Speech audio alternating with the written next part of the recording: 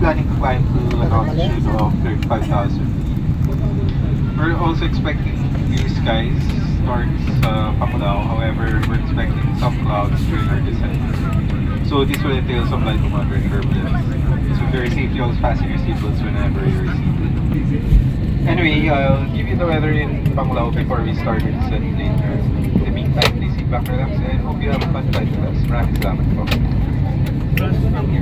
We're about to take off. Yeah.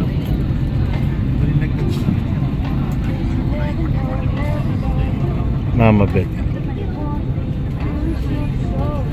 Muslim. Hello everyone and welcome to your Cebu Pacific flight where we make moments happen with you. This is 5G617 bound for Tagbilaran, Bohol. Once again, Tagbilaran. this is 5G617 bound for Tagbilaran. Only guests for this flight must be on board. If we have a different flight number or destination, please call your cabin crew for assistance. Ayan.